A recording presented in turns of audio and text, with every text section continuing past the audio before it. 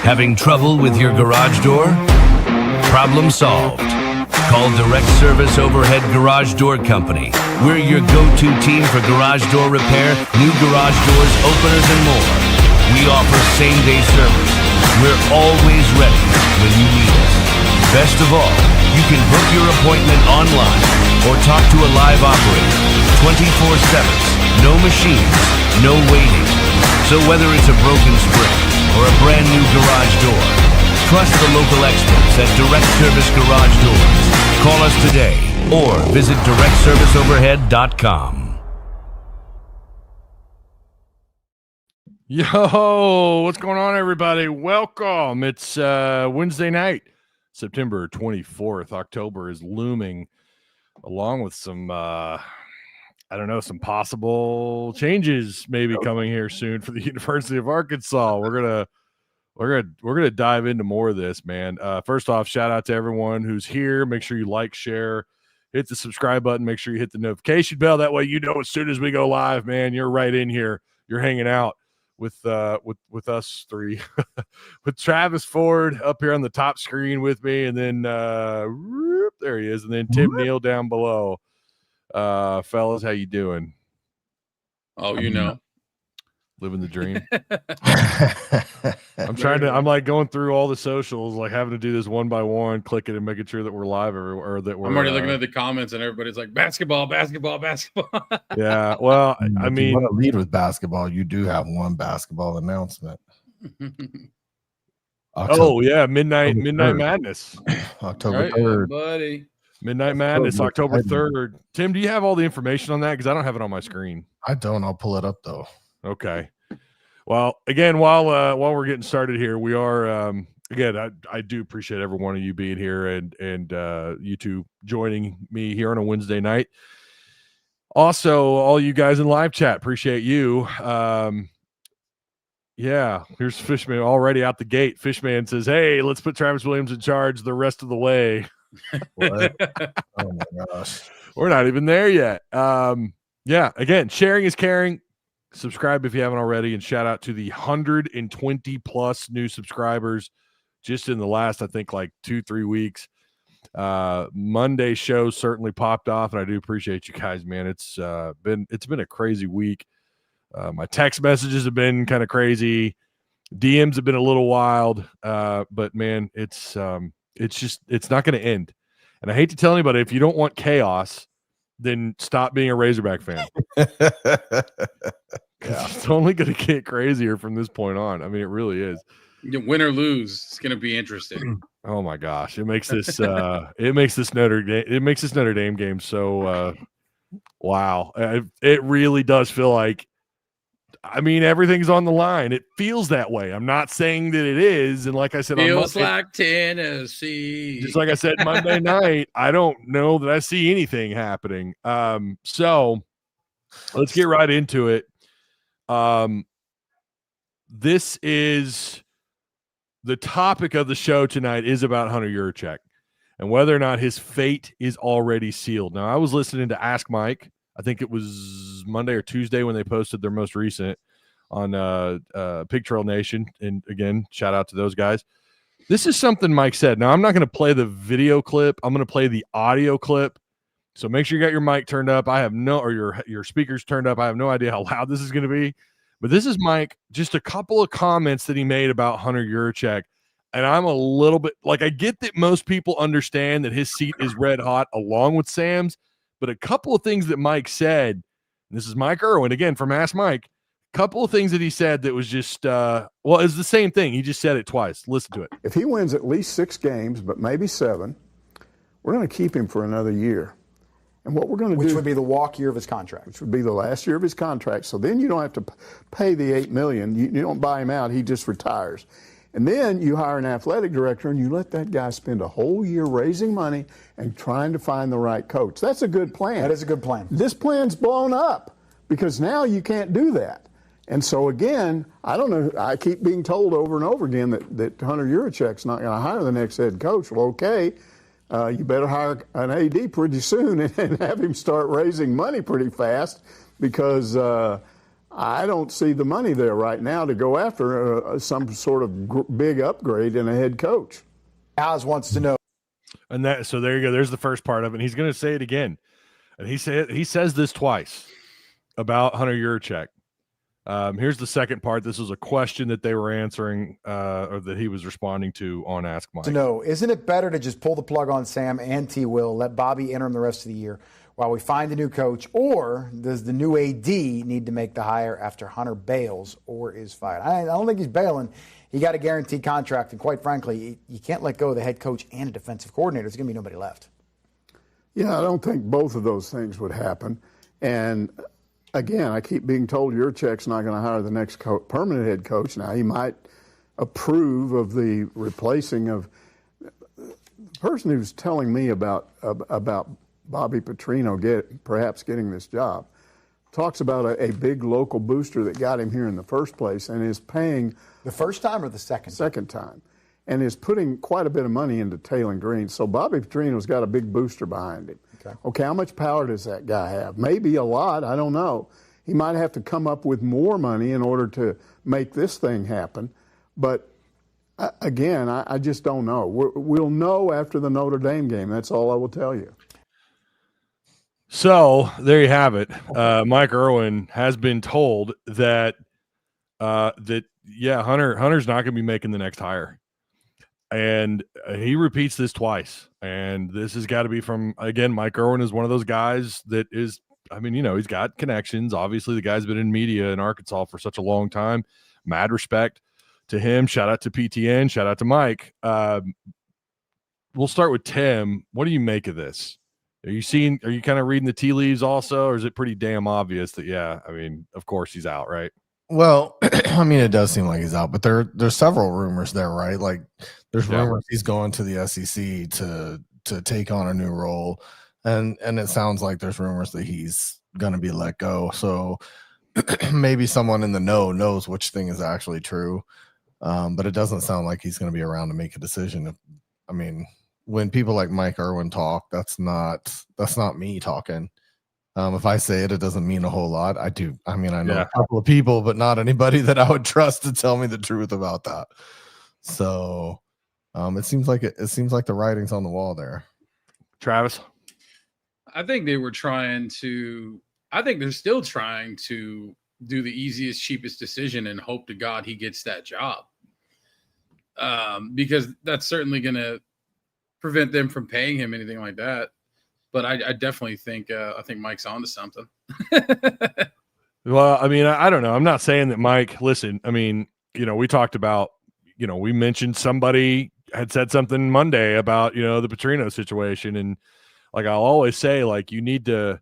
There's just some sources or some people, and I say sources, I mean media people they're just going to tell you what they're hearing, and that's exactly what Marcelo did on Monday. And that's exactly what Mike Irwin's doing. On this most recent live or episode of Ask Mike, you guys tell me in the comments section. This is going to be the question of the day. This is for Discord. Again, this is a very community-ran YouTube channel, and this is something I like to do is get you guys involved, give you a little XP in Discord. This is the question: does Hunter Yurachek survive the season? Does he survive? That is the XP question. That's going to be for a whopping, we're gonna keep it at 2K. That's gonna be 2,000 XP. You're gonna get in Discord after. Remember, that's the post live show comments, not now. You could, as always, you can voice your opinion now and be heard, and we'll read some of it on. We'll try to read what we can here on the live. But again, that's for the post live show. That's going to be the question that I want you to answer. Does Hunter Yurachek survive the season, the football season, even though he's the athletic director? And I know we're trying to reference him as, his job is athletic director. And there's also there's this strange thing I keep hearing about, like timing. And this keeps getting brought up. Like you can't make a change with your athletic director in the middle of the season. And it's like, when is a good time to fire or say it's always a season. Yeah. So it's always something. Of course, we know the three big sports that matter in Arkansas are absolutely football, basketball, baseball. And I get that there's, the rest of June and July where you can maybe make that move. But On to him until the summer. I don't see that for sure. Yeah.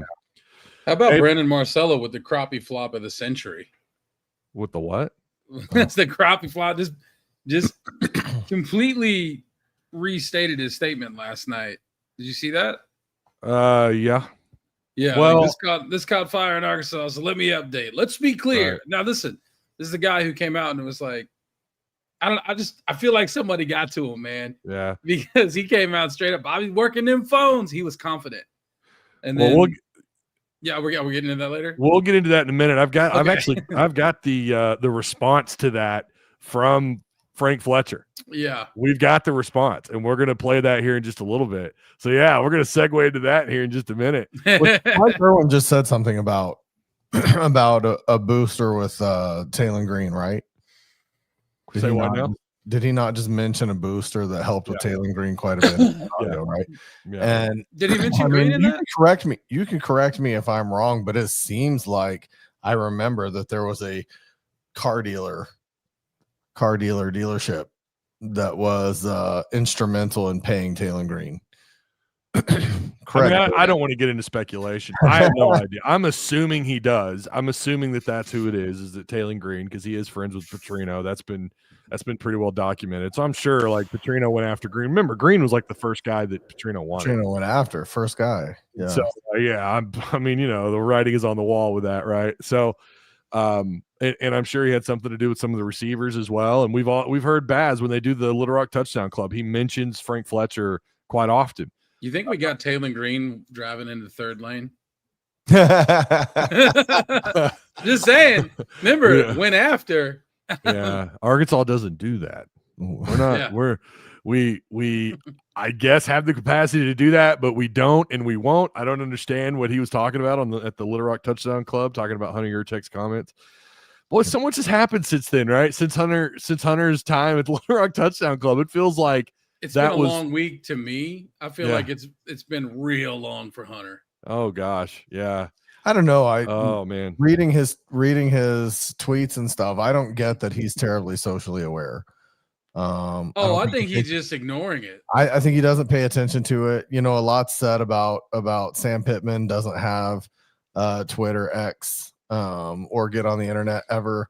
And I feel like just looking at the things that Hunter says, he posts, he doesn't read. He's not so aware of the way that people think about him or doesn't read responses to his posts because he just doesn't care.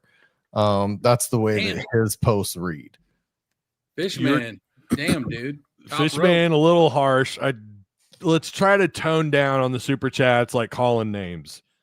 But I do want to read this. Yurachek is such a blankety blank. He brings up stupid crap like the swimming team or volleyball.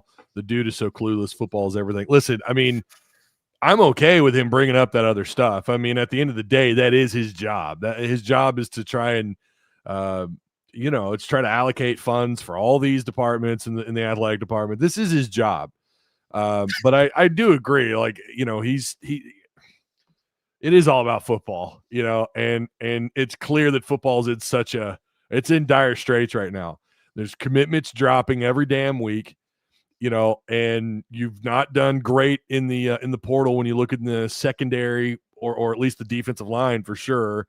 There's a lot of questions there, but he was again, going back to the Little Rock Touchdown Club, he was transparent, but it's like, yeah, dude, you could have spun that, and maybe some of that didn't even need to be said. Like, I don't know. Ever since then, it's just been one thing after another. Appreciate the super chat though. Kerper has a super chat. Hunter has as much of a chance surviving the season as a bucket of Michelob Ultras in front of traffic.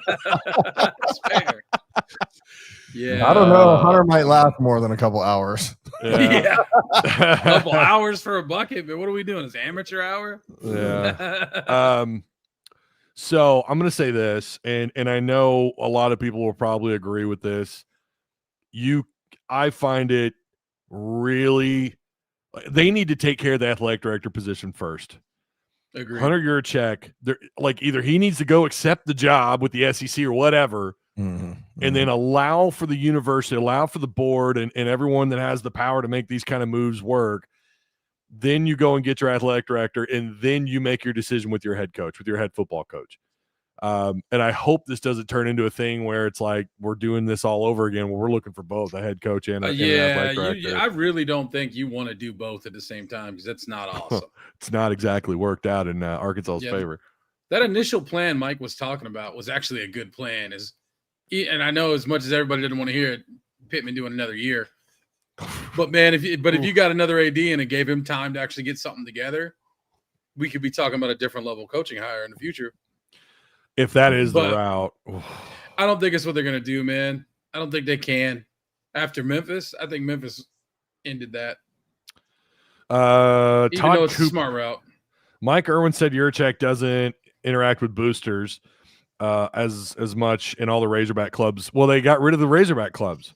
Todd, they're gone. I don't know when that happened, but I can remember growing up, like that was something that was a thing. Like you had it's almost like you had these different chapters around the state, and they're gone. And I don't know if that was Hunter Yurachek, Jeff Long. I don't know if I feel like they were here when Frank Boyle stepped down as the AD. I don't understand that, and that's a good point. Why not? They do that thing at the beginning. When is that? When they go around the state with Sam and Hunter, and I guess Cal went with them, Dave Van Horn. They're supposed to do like this tour of the state or whatever. Man, that ain't it. Like, get these clubs going. Get people. You're leaving Little Rock. I mean, let's just admit it. I think they're probably done with Little Rock. We'll see how that goes. There was an advantage to playing there because you were at least staying in contact with the people in Central Arkansas, and the people down in the Delta, people from the Northeast Arkansas side.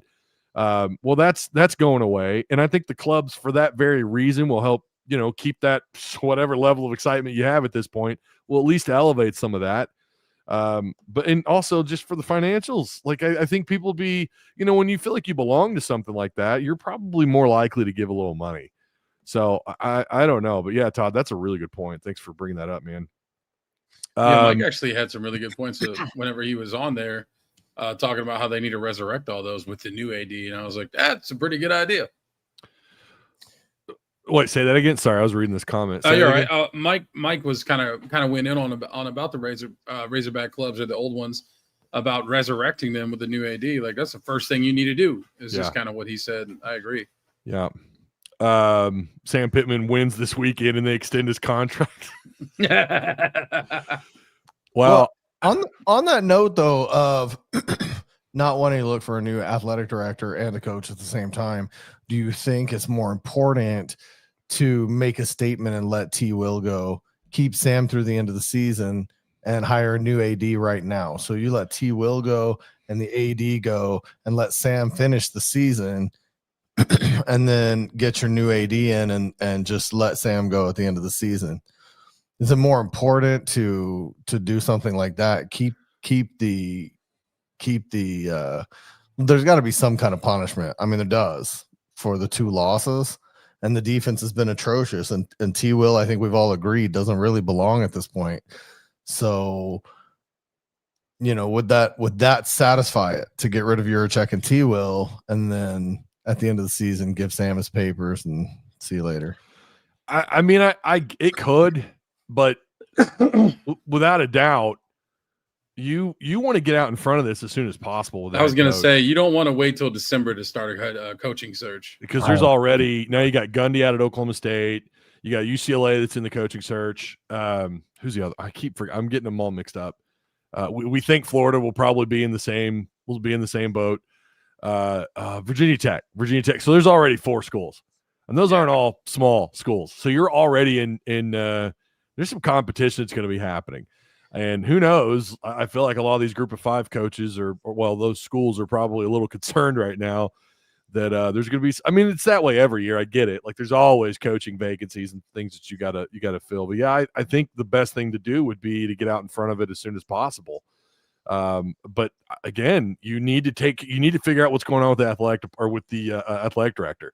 Because you can't even approach a coach without a solution to the problems they have. Oh, they don't want to get hired in with a guy that's on a hot seat as an athletic director.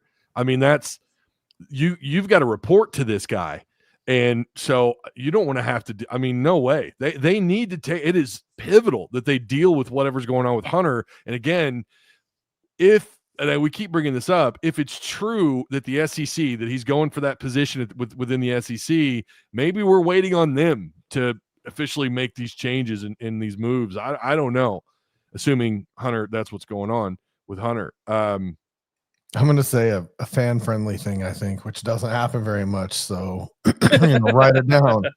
But I think you could solve two of these things really, really fast. I think there's been enough water under the bridge. I think there's been enough time passed that you could replace Hunter Yurachek pretty quick with an Arkansas-loving Arkansas boy who would bring the excitement. You know what I'm going to say, Ty. Yeah. The most motivational Arkansas man in the history of Arkansas. He has hog nose and hog ears growing on him, and that's Houston Nutt. I think you could put Houston Nutt in that position very, very, very quickly. And then as far as head coach, I don't think you have to go a long way to find a head coach. I don't think you have to compete with all these teams. I think you have to promote Bobby Petrino. Write it down. I said it. Travis fell backwards in his chair right there. When I said it. You promote Bobby Petrino, and this head coaching search and AD search is the fastest search in history. It's done. Wow. That's actually not a horrific idea. I mean, hold on. First off, I love the idea of Houston Nutt at AD only in an interim space. Okay. For just to maybe you do it, you sign him to a short-term deal to help pump up NIL. I don't know. Again, I don't know that a head coach, like if you tell a head coach this is what we're doing, so we're going to change my boss in the next 2 years, or he's just an interim. I don't know how that goes. But this kind of goes in line with what Pittman said and what Mike Irwin said, where you keep Pittman around for another year. Oh, I know that's painful to say, and it hurt me down all the way into my soul to say that. But and then you bring in Houston Nutt to help revitalize the NIL. I don't know that I'd want Houston Nutt long term. What's his relationship like with boosters? Because let's not forget, he didn't exactly leave on the greatest of terms, and there's some stuff there. But think about that for a second. Just not that he isn't friendly to Arkansas. Not that he isn't friendly. Hear me out. He didn't leave on the best of terms, but it had a lot to do with the split of the state with Malzahn, and we've seen Malzahn go on, and he did okay. He won the national championship at Auburn as a OC. But you haven't seen a lot out of Malzahn since, to the point that some of that fever has died down. It hasn't completely died down. Occasionally we still get people on here going, Malzahn for coach, we got to get on the Gus bus.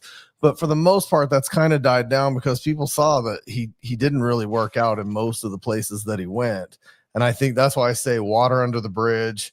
Enough time has passed that relationship could be fixed. Yeah. If we brought Bobby Petrino back after making us a national embarrassment, then I feel like bringing Houston Nutt back is not the worst case scenario there. There's nobody who gives a better speech. There's nobody who loves the Hogs more, even if Sam Pittman says he does. He doesn't love them more than Houston Nutt did.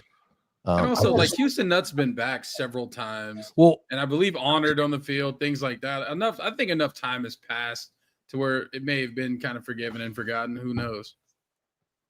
You hope, right? I mean, some people. Yeah, you'd hope.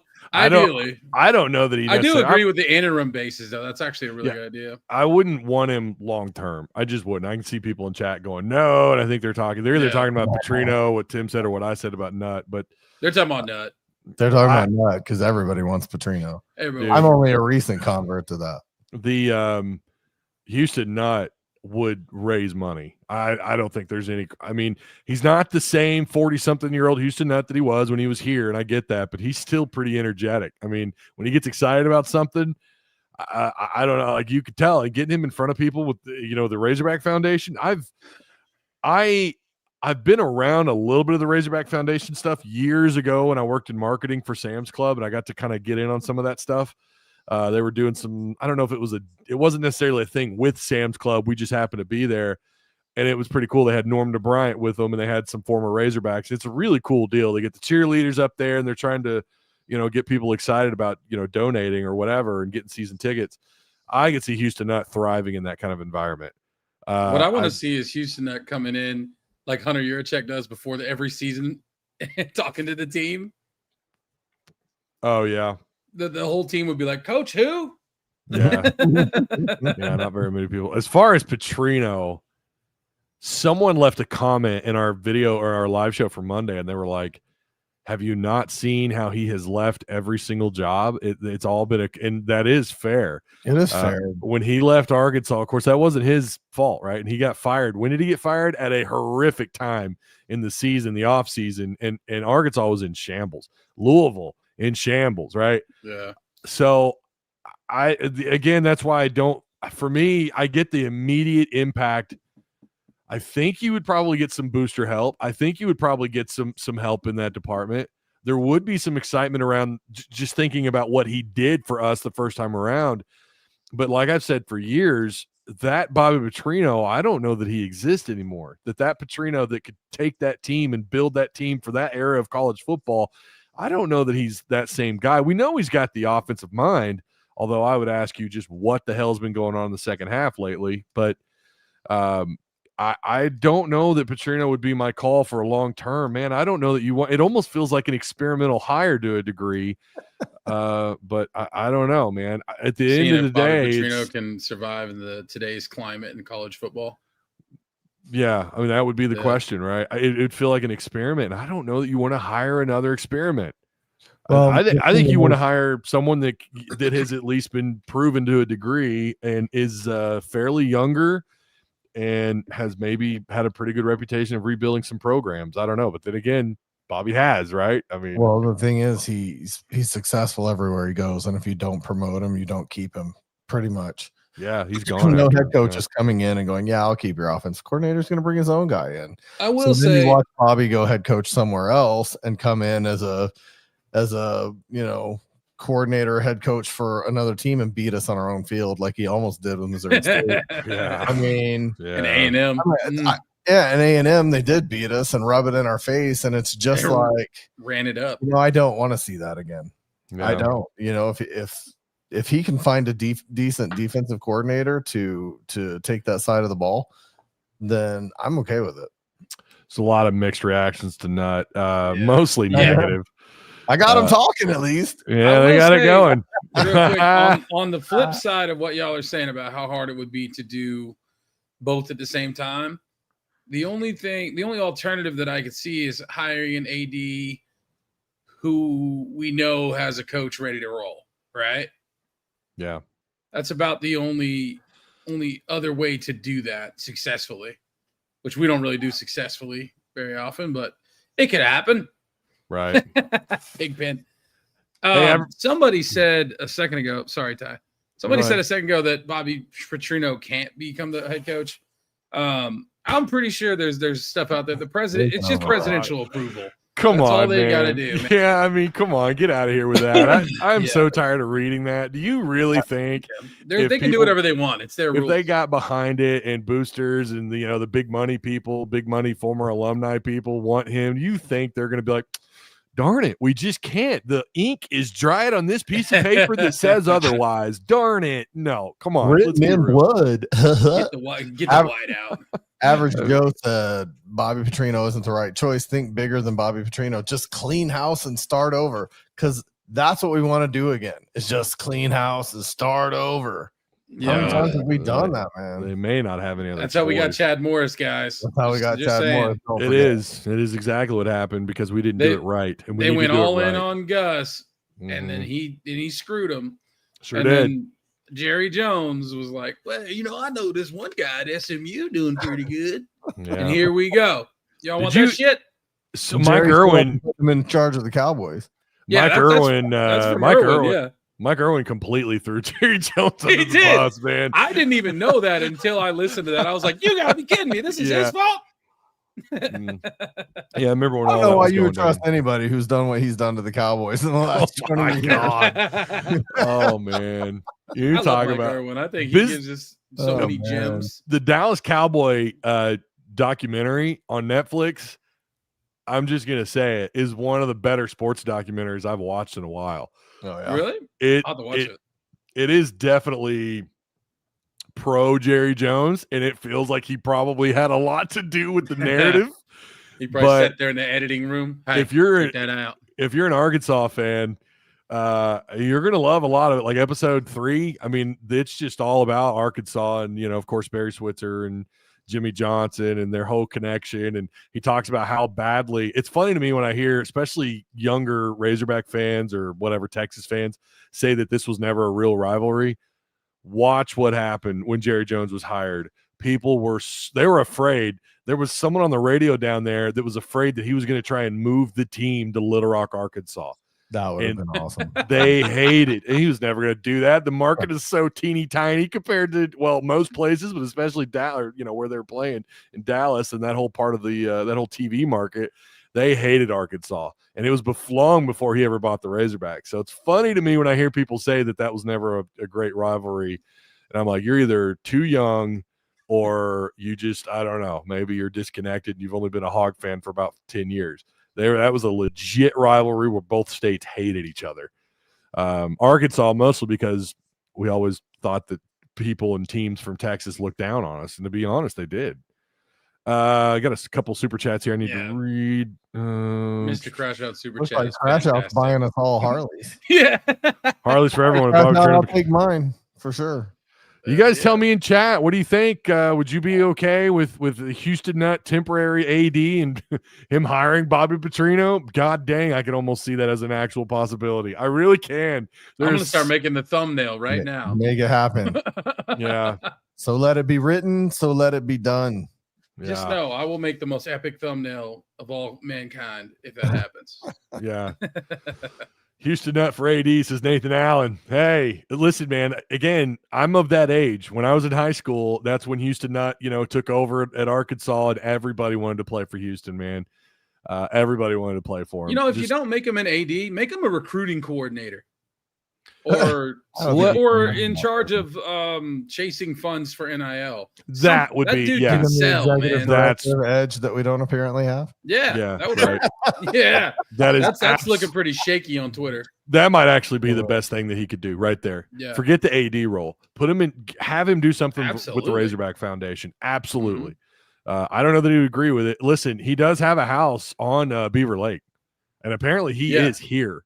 So it's not out of the realm of possibility. I know he's got a home, I think, in like Dallas or somewhere outside of Dallas, Fort Worth or something. I don't know. Who knows, right? There's a bunch of sweet ass houses on Beaver Lake too. Bobby Nutt 2026. I'm not saying that. Like, look again, that might work temporarily. I'm trying to look at like long-term solutions, and like I said Monday, I think there's a few names out there that could be long-term.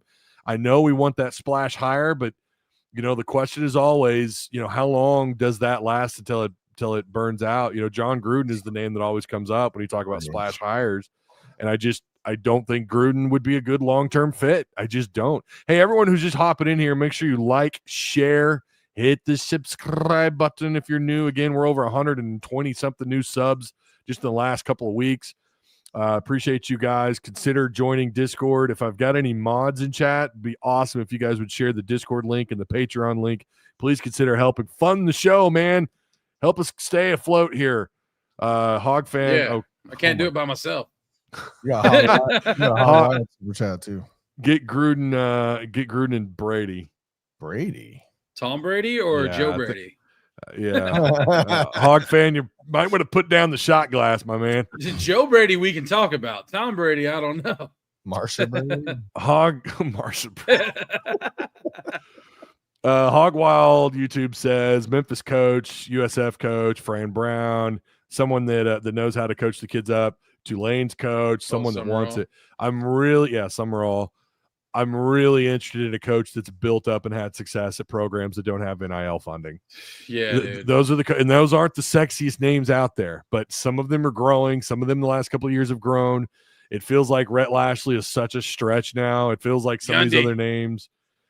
Oh, God. Wow. Yeah, we're going to. Sorry, Travis. You got to go. We'll talk to you I'm out of here. I'm just kidding. Of course, tonight, Travis doesn't have any connection issues. Unpopular opinion. Not as the successful version of Sam. Actually, that's a good point. That's kind of fair. Also, Gus ain't my number one, but he's in my top 5. Not in my top 20. Gus is kind of old now, man. Well, you know, so is Signetti, right, at Indiana. I mean, there's just something about Gus. I mean, look how long Bill Snyder coached, dude. He coached for a long ass time. That's fair. And then he retired, and then he went back into coaching at K-State. What was I gonna say? Rhett seems like he's fitted back in that OC role, and that's just working out for him, you know. And I don't know that. Listen, what Gus would do is rally the NWA money. There's no doubt about that. I can tell you when his name comes up, into NWA people, well, Springdale and, you know, whatever, those people, the local coaches here, I think still have pretty good. Well, I mean, there's been a lot of change since he was here as a high school coach, but I think there's still a lot of people that feel a certain way about Gus in a positive light. It would be, I'll tell you what it would do. If Arkansas were to actually hire Gus Malzahn, and by the way, I'm not saying I'm for it or against it. I'm just pointing this out. I'll tell you what I think it might do. It might separate the state of Arkansas, because people outside of NWA would see that as an NWA type of hire. That you know, it's those boosters, it's that money, it's those people that promoted it. Again, he even though he was a Springdale guy, Shiloh guy, he was the most respected name as a high school coach, maybe even in a tri-state area. You know, when he had the Springdale Five with Mitch Mustaine, Andrew Norman, Ben Cleveland. Oh, he was traveling the country giving seminars and stuff. They were on ESPN. I mean, it was incredible. Mm-hmm. But I don't know. You know, sometimes you wonder, as a head coach, has the game kind of, is he done? Should he close out as an offense coordinator in his career, or maybe take on a group of five school? I don't know. Hey, we've got the one and only Courtney Mims is here with us tonight. Hey. Courtney. Hey, what's up, everybody? Sorry I'm late. We just got off air. Office now. Look at you're you. fine. Oh yeah, sorry, my office tour. You know, Nice. got my little college football 25 little like homecoming pack. They did There like you a go. special drop. Shaq signed ball, Calipari bobblehead, Good move. awards. Got to have Tusk bobblehead. Just some bits and bobs there, you know. That's There's awesome. nothing on the walls, but there will be cool Razorback stuff on the walls very soon. So That's awesome. Got the all my merch, I was told by the university, needs to be off this camera if I'm gonna have sponsors on the page. And then I watch these other live shows that have Razorback stuff everywhere, and I'm like, and they got their sponsor up. Like, what are we doing here? Not yeah, that they can't do that to you. Well, to be fair, I was curious, and I called them, and we had a good conversation, because someone had told me Ty doesn't ride in the third lane. He rides in the first. And I don't ride in the third lane. I really don't. you gotta ask for forgiveness, not permission, bro. Exactly. Yeah, I do that all the time. I just go, oh, was I not supposed to put a upside down Longhorn logo on my newscast? Right. Oops. I don't know who put that. Yeah. Hear me out, Gus Nut reunion. It's Eagles reunion tour, baby. So, Courtney, we're talking about if hypothetically Houston Nutt became AD.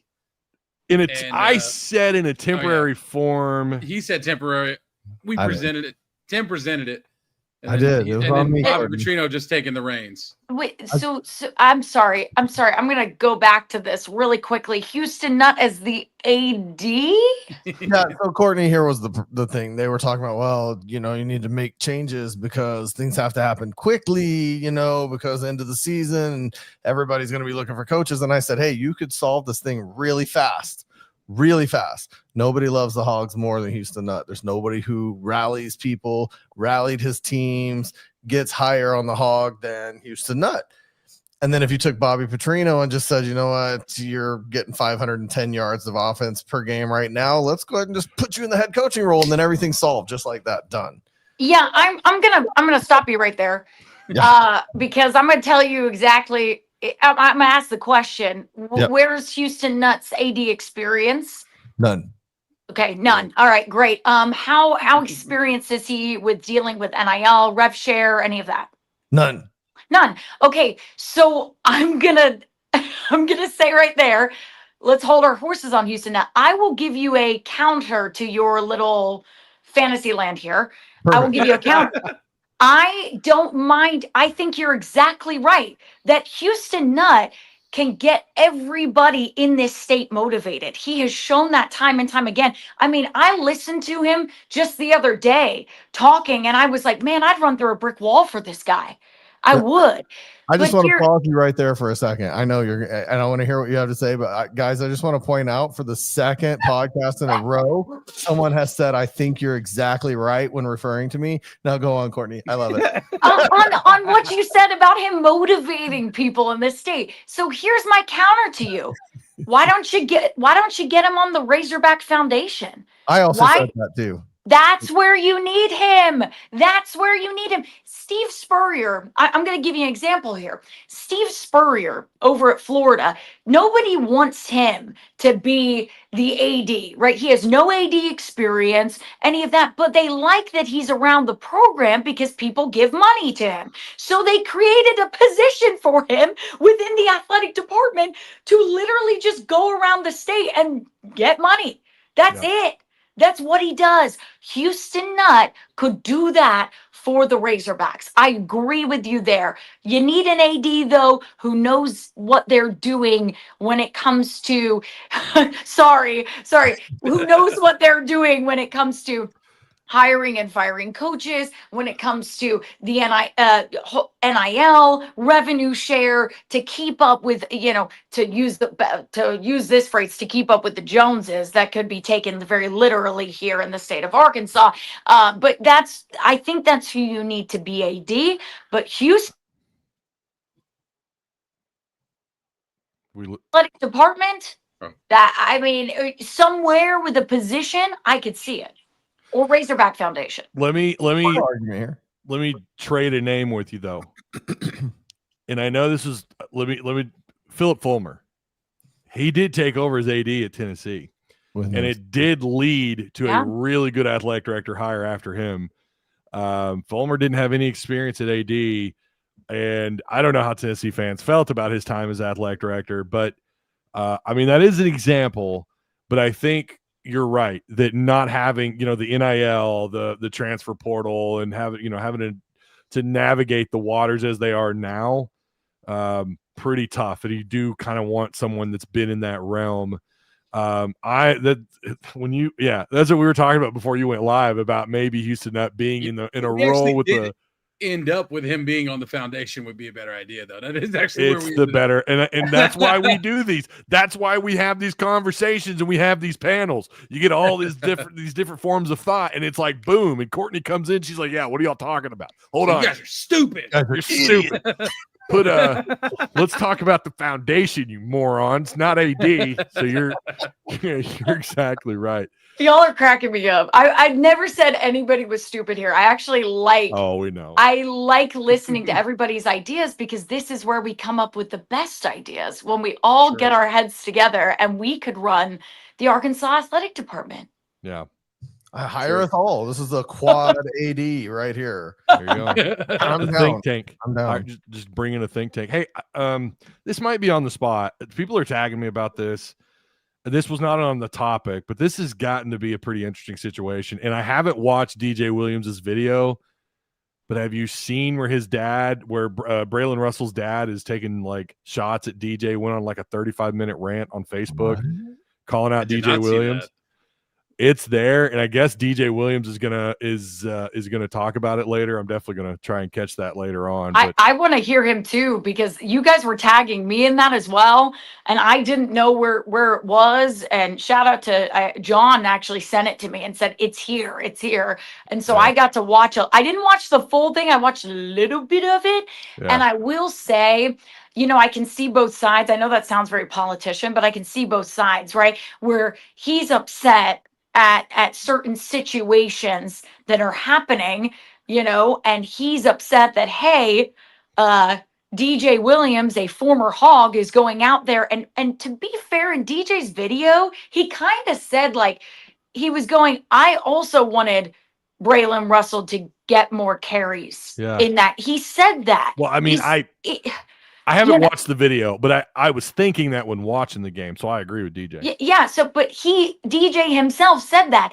he just went and went, okay, let me try and find plays where I think maybe this is where the coaching staff is thinking, okay, let's not give him as many carries as Mike Washington, right? Yeah. And so that it wasn't hey, Braylon Russell sucks. He's horrible. It was more just, hey, why is this happening? And let me try and figure it out. Yep. So, but I understand where Braylon's dad is a little bit upset because he watches that video and goes, well, what are you talking about?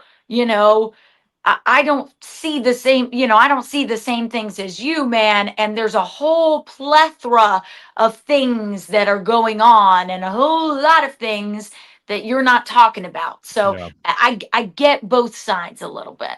So yeah, and that'll be something worth keeping an eye on. And we will get to Notre Dame and Arkansas here in just a little bit. I also wanted to segue into Brandon Marcello on Monday.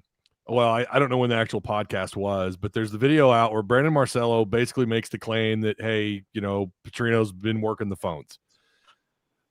Frank Fletcher called in to 103 The Buzz, 103.7 The Buzz. So shout out to them. I'm going to play this video, and this is what Frank Fletcher had to say. This was his response. I've spoken to Bob Petrino, and he is a close friend of mine, has been for many years. And there's absolutely no truth in this whatsoever. He has not made a call to anyone. And anyone that wants to say he has, they ought to come on the radio and tell a lie themselves, because he hasn't talked to anybody. No one. I talked to him. I said, what are you doing? He said, all I'm doing is game planning. He said, I don't look at the internet. I don't post on the internet. I don't read the internet. That Sam and I are getting along great. We're going to try to win this Notre Dame game. And he said, Frank, I promise you, I have not called anyone, nor has anyone called me. He said, he's just absolutely bull. I know him well. I think he's very loyal to Coach Pittman. And I just wanted to come on the radio and tell people that know me that this is not the truth. And this is. So that was Frank Fletcher, big donor to the University of Arkansas. He's I guess he frequents the Little Rock touchdown clubs quite a bit because, he's mentioned a lot there. And Fletcher's probably got a reserved seat. I guess so. Yeah, I'm going to be real. I don't watch those. I don't listen to a whole lot of them, but I know that every time I do, Frank Fletcher's name comes up. I mean, I realize he's a big deal, and I get that. Oh, he's a big donor, man. He owns like multiple Dodge dealerships. The car lots, a really fancy steakhouse connected to Benihana. He's a big deal, like money-wise. So what did you guys make of that? And Courtney, I don't know about you. I'm not sitting here saying, like, Brandon Marcello, everyone I've talked with is like, and we should know this too, just doing, what you do and me. Like, I always go into a discovery phase every time I'm doing research for videos. Brandon Marcello is not the type of guy to just make stuff up. And that's just, I'm not saying that he's wrong here, that he's right. I'm not condoning or whatever, but I don't see him saying something like that. And I reached out to a lot of people about this. They all said the same thing. He would not report that. He doesn't report falsehoods. No, that's not his reputation. And he, like many of us in the media, are not going to put out something that could hurt our credibility. And he's a national guy, so he has a lot of credibility, right? And so none of us are going to put out something that is going to hurt our credibility, right? We may talk off the record with you guys. We may talk, behind closed doors, and we may say some things that we feel that are true, but not put it out there in a public podcast unless you have confirmed it. And usually the rule is you confirm it through 3 sources, right? You confirm it through 3 sources. Unless that one source, if you have a really good one source, you could put it out there. But I know Brandon does his homework, and he goes and he checks through multiple people on what he's hearing. When he has multiple sources that say the same thing, he feels comfortable putting that out there. And I know his sources are good. So here's where and I'm not saying Frank Fletcher is wrong. I'm not saying that.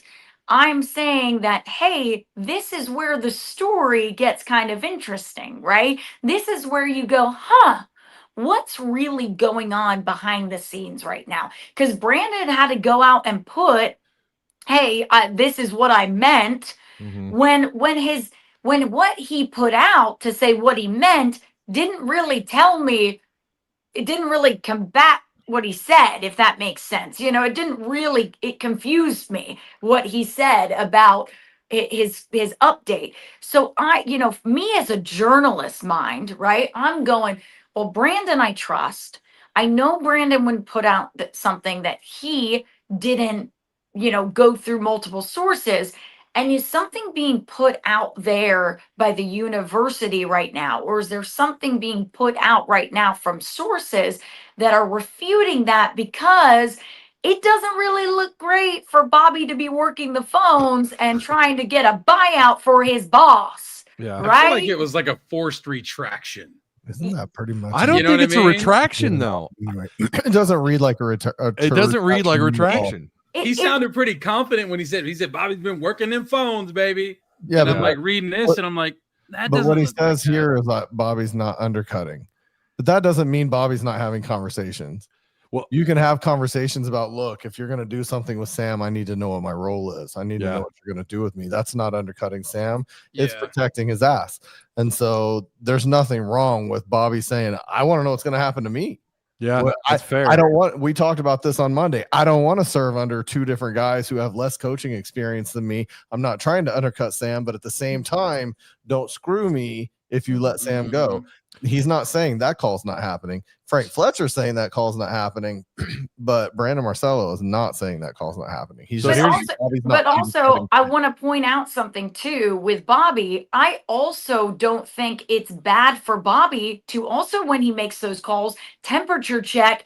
Hey, I know that when you hired me back on to be offensive coordinator, there was a lot of talk whether I should come back or not. And there was a lot of discussion. And, some people decided on, well, he's not the head coach, well, he doesn't have any, he's just the OC. He's not the head coach. So it may not be bad if Sam does get fired and Bobby does want to be the interim, it's not bad to temperature check the people who could possibly make that happen for him, right? The people that could possibly make a case and say, hey, Bobby should be the interim, because I was told when I was reporting the Bobby Petrino news, I remember people telling me the only reason why he came back, one of the big reasons that they used, was that he wasn't the head coach, that he wasn't going to be the head coach, right? That he was going to be the OC, and that's a lot different, right? He's not going to have the same power that he would if he was the head coach. So knowing that information, well, does it bleed over to being interim? I was also told, hey, that Travis Williams would be set up to be the interim, right? Because you have a co-DC that could easily be your defensive coordinator if you needed it, right? Yep. Marcus Woodson could step in that role. So Travis could be an interim, right? Okay, if I'm being told those things, then where does that put Bobby in this? So I think that there isn't a bad thing with working, like you said, working the phones, but also to say, hey, what is my role, and is there a possibility for me to be the interim? Yeah, you're 100% right. Here's what Brandon Martin, if you can't read the screen, I'll read it for you, because I know sometimes the font's a little weird. But this is from Brandon Marcello. This was yesterday, so this was before Frank Fletcher called. This was not like Marcello responding or anything. So this was before Fletcher called into 103.7. Brandon says, this caught fire in Arkansas, so an update. Let's be clear, Sam Pittman and Bobby Petrino have been / are close. They help each other a lot, in all caps. They're trying to fix Hogs. Petrino is not undercutting, as Tim pointed out. Many I've talked to believe he's now the logical choice if an interim is needed. So that's what Brandon Marcello said yesterday. I don't know that he's updated since then, but I never read that as a retraction. I read that as more of maybe an attempt at kind of fixing what he said, like trying to maybe be a little more specific. I don't know. But again, like I said earlier, Courtney, he is not someone that no one has ever told me that if Marcello reports something, it's nonsense. Mm-mm. I mean, he is working at CBS and he got there, and I know he's a local guy. He cut his teeth here, and he's very well respected. So, and you think about some of the egos in Arkansas media, that's a pretty big deal when he made it up without I guess making very many enemies, if any at all. So that says something. What's up, King Outdoor Adventures? How you doing, man? If you guys are just joining, make sure you like the video, and don't forget we do have a post live XP question, which was, does Hunter Yurachek survive the season? So crazy, my bad. Say what? My AirPods are acting crazy. I can't hear you hardly at all, so it's weird. So here's Hog Blitz. He says, Ty, the reason of that Frank and Brandon said the recent comments is because they do not want the fans frowning on Bobby undermining Sam. Allegedly. I mean, I don't know. Right. I don't think anybody knows but Bobby Petrino at the end of the day. Again, we don't know what the purpose of those phone calls were. I think I'm the saddest hearing that he doesn't get on the internet because he followed me on Twitter and I thought I was really important. I wonder if Pittman blocked you yet. I was gonna say he just heard what you did with Odom, and he wanted to see if he could get in on the action. Yeah, no doubt. Barry Odom was about ready to kill me that day. Well, Barry and I are good friends on the socials because he wishes me a happy birthday every year now, and he never misses it. Wow. And so shout out to Coach Odom. I have no idea why, but he wishes me a happy birthday every single year on social media. I mean, okay. I feel like Courtney, I got these DMs from him a while back. I'll send you later. Oh, you have to. You have to. Listen. Barry knows. They're crazy. Barry knows that every time we do like any sort of, so we do the Courtney 4 with Beth Saracen over on the John and Deke radio show in NWA. Shout out to them. Listen to the show. It's really, really fun. But Coach Odom is a big fan of the show. And so I think that's why he started DMing me happy birthday. So I literally said every year, thank you so much, Coach Odom. And so, but he also has sent us merch. So one time I said, when he was at UNLV, I said, hey, I really want some merch because I played as UNLV in college football 25, and he sent me a bunch of merch. Oh, nice. So I have a bunch of UNLV merch, and I was like, cool, it's great.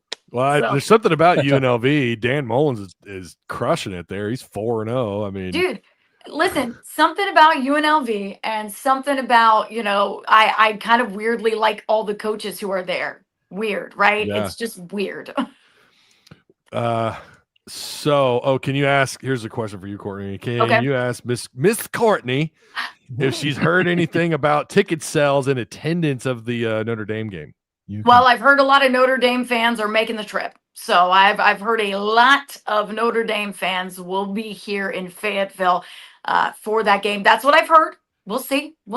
And ticket sales were good for the game. I mean, I know the resale market, right, is all over the place. But the last time I heard, they said, hey, we don't have any tickets available in the ticket office, right? So there was no tickets available from the Razorbacks side of things. But that doesn't mean resale, isn't going to happen. So you might find that there's tickets, available on StubHub and all of those things, whatever the ones that they use for the StubHub and SeatGeek and all of those.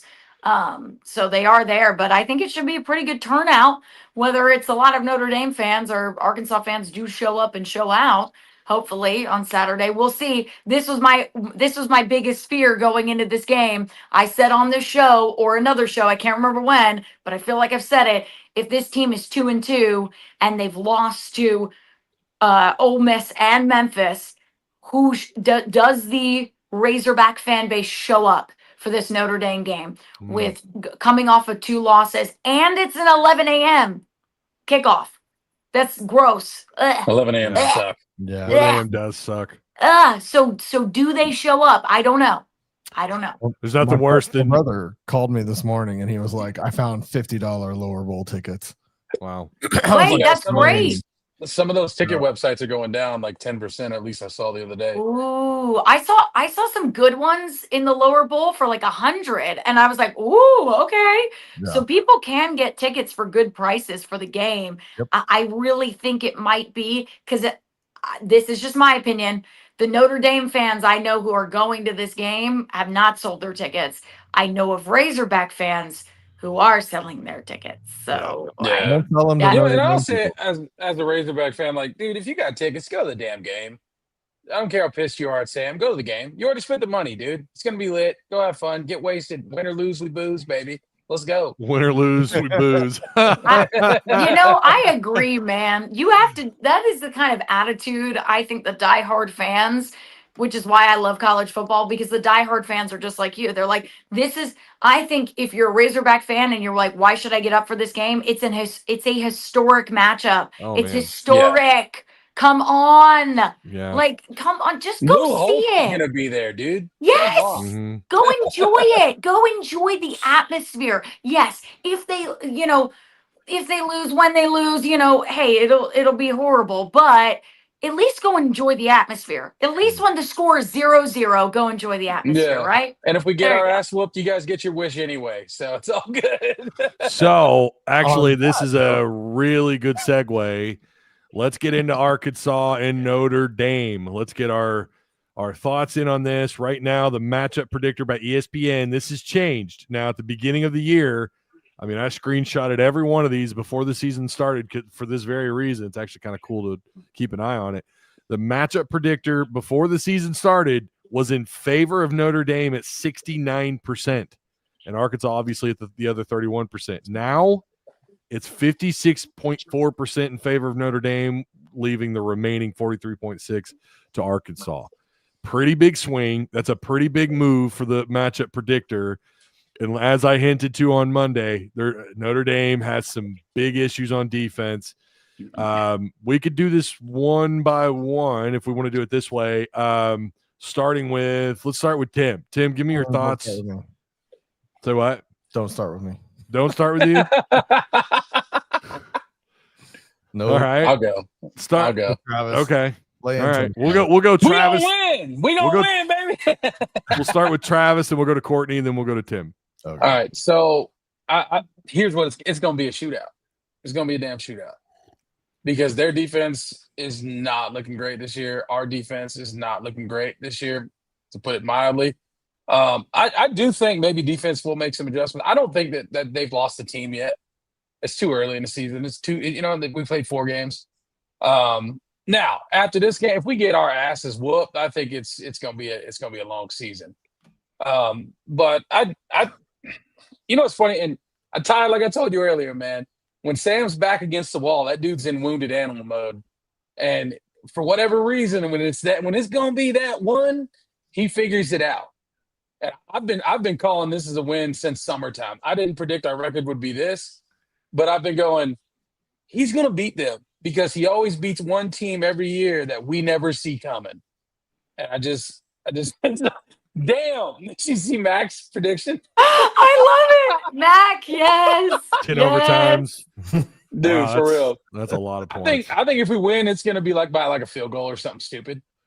It'll be, eventually something's got to give. But my sole reason for doing this is because Sam's back is absolutely against the wall and his ass is to the fire. Okay. And I think this is going to be that one that he shows up in. Okay. So you got this as a W for the Razorbacks. Now we're on. And I'm talking about a slim W. So then we're on to, because then, I mean, Courtney, I think you'll agree with this. Pittman's job is safe for another week. So you're not making any changes if that happens. Well, I don't think you can reasonably, if they go and beat Notre Dame, mhm. that would shock a lot of people, right? That would shock, quite honestly, the nation, because they're not giving them a chance. I don't care what the ESPN predictor says, because it's always messed up. You guys know I have a problem with it. So I don't think that's actually accurate to how much this matchup should be in favor of Notre Dame, honestly. Because here's the thing, I'm gonna go off kind of the points that were just made, because yes, Sam does have his back against the wall. He is like a wounded animal. Look at the Tennessee game last year. Like he kind of, it was just crazy. I mean, he's going into that game to having conversations with his staff about possibly getting fired, right? And he's going into that game having those conversations and preparing for the worst, right? Then he goes and wins that game, and yes, like everybody knows, that they weren't going to fire him after the Tennessee game. They weren't going to fire him. Like, that wasn't going to happen. So I think you're exactly right. Sam is going to fight. I think the players are going to fight for him. That's what I feel like. But I'm also a little nervous because there is a lot of outside noise. And again, I hate to bring up my dad in this situation, but I always like to get his thoughts. Just being in those coaches' shoes and just being, in that situation. And I'm like, hey, how would you feel about your team right now? And he's like, the hardest battle sometimes when you're a coach that is having to deal with all the outside noise, sometimes the hardest battle is having your team go into the game already beat. And that sometimes is really, really hard with all of the outside noise that is going on right now and how much they are dealing with and how much they are hearing in that locker room and how much they are hearing going on about Sam Pittman and Bobby Petrino and this and Braylon Russell's dad getting involved and blah, blah, blah. Like there is a lot of negativity and that you have to conquer before you even get on the football field at 11 a.m. on Saturday. And so that's where I get a little nervous about this because like you're right, Ty, you make a great point. Both defenses suck. In a normal world where I think that, okay, they've lost to Ole Miss, and this is where I thought they would be heading into this game. I thought, okay, lose to Ole Miss, but then beat Memphis, right? So you have some momentum going into this game and you feel okay about yourself, right? That's where I think you get into the shootout argument because I really do believe that if they had a little bit of momentum, they would come in and fight in that game. I just don't know what Arkansas team is going to show up. I really don't. And I can't get a pulse on this team right now. I don't care what they said in their interviews yesterday. I don't care what they want to put out there PR wise. You would have to be in the locker room to know that. And I just don't know how this Arkansas team is feeling going into this. And that's my honest opinion. So that's why I think Notre Dame has an edge. They are hungry, y'all. Notre Dame is hungry. They're like, you know what? We've had some really close losses to some really great teams, right? We're mad about losing to Texas A&M and Miami. We're mad about it. We're mad because we could have won those games. So they're going to be ready to punch someone in the mouth on Saturday. And that's Arkansas is a great victim to do it with. Oh boy, are they ever? This True game earlier statements. today got down to a 3.5 point game earlier. You got down to 3.5. You got down to 3.5 for like an hour. Oh, and then it went okay. I was gonna say because it's right back up to 4.5. It's up at 4.5 now. Yeah. The over under or the total points total 64.5 points. And aside from the Memphis debacle, just to add on to what Courtney just said, is we lost a very close game to a pretty decent team as well. And if our defense would just play a little bit, they could just hold a little bit, Taylor will do the rest. That's all I'm saying. Which team was that? Ole Miss. Ole Miss, pretty decent team. Okay. Yeah. No, I mean Memphis. We shouldn't have lost that Memphis game. Tim, that was creepy. Arkansas. I don't care what people say. A decent team yet. I don't care what people say. Arkansas was the better team this past Saturday. They were the better team. They have better players. They're the better team. However, Memphis was prepared. Memphis, they were prepared. Credit to their coaching staff. Credit to that. Because they wanted that win. And I hate it because I really wish Arkansas was in a different place going into this Notre Dame game and I would feel more confident about them. But like somebody had said, I think in the chat, Notre Dame's backs are against the wall. They are the last 2-loss team right now in the AP top 25. They're the only 2-loss team, right? I'm right on that? Okay, I'm just double checking.